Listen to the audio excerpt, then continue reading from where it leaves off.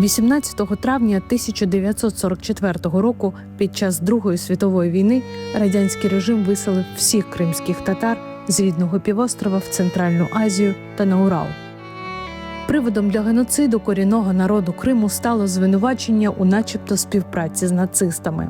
Разом з кримськими татарами під каток репресій потрапили й інші народи, які тоді населяли півострів – греки, болгари, вірмени та інші. Але саме кримські татари зазнали найбільших втрат. За офіційними даними було виселено близько 250 тисяч кримських татар. Для перевезення задіяли 70 ешелонів та 32 тисячі співробітників НКВС. Операція з виселення кримських татар з Криму почалася близько 5-ї ранку, стуком у кожен кримсько-татарський будинок. Всіх кримських татар посадили у товарні вагони, призначені для худоби, і майже півстоліття не давали можливості повернутися додому. В дорозі від голоду і хвороб померло близько 8 тисяч осіб, яких не було можливості поховати. Їхні тіла просто викидали з вагонів. Протягом усього періоду в дорозі, а це близько 20 днів, в деяких ешелонах людей годували солоною рибою, в інших не годували взагалі. У перші роки депортації від голоду і хвороб померло за різними даними від 20 до 46% людей. З них половина – це діти віком до 16 років.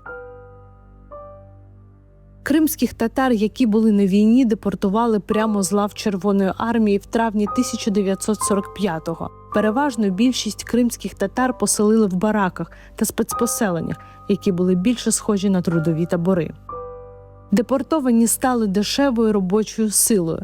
Їх використовували для праці в колгоспах, радгоспах і на промислових підприємствах. Понад 20 років радянська влада повністю заперечувала свій злочин. Лише у 1967 році Верховна Рада СРСР визнала необґрунтованість тотального звинувачення кримських татар. Але на відміну від інших депортованих народів, вони не отримали права оселятися в Криму. Масово повернутися на батьківщину корінний народ Криму зміг тільки наприкінці 80-х років ХХ століття. Але цьому передував довгий шлях ненасильницької боротьби, просто за право жити вдома. Мітинги в різних містах Узбекистану, протести на Червоній площі, голодування активістів, підтримка дисидентського руху Радянського Союзу. Про трагедію кримських татар дізнавалося все більше і більше людей.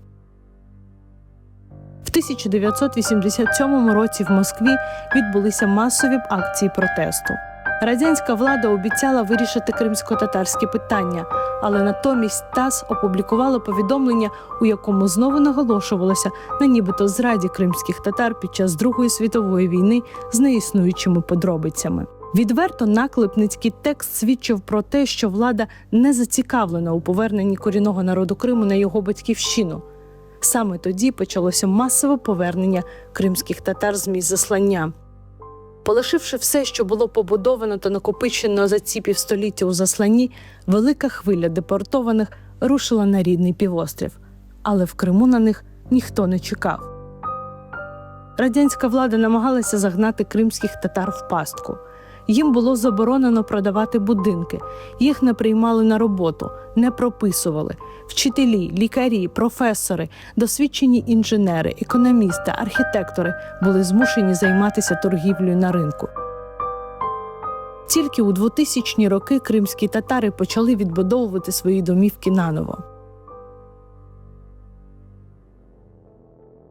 Але у 2014 році Росія відібрала і це. 27 лютого почалася окупація півострова. Напередодні кримські татари масово виступили за збереження територіальної цілісності України. На жаль, цей спротив не зміг завадити проведенню псевдореферендуму. Це стало новим випробуванням для кримських татар, які завжди сповідували цінності демократії, свободи та верховенства права. На окупованому півострові почалися переслідування корінного народу та всіх нескорених жителів Криму. Впродовж лише першого року окупації понад 150 кримських татар опинилися за ґратами та стали політв'язнями.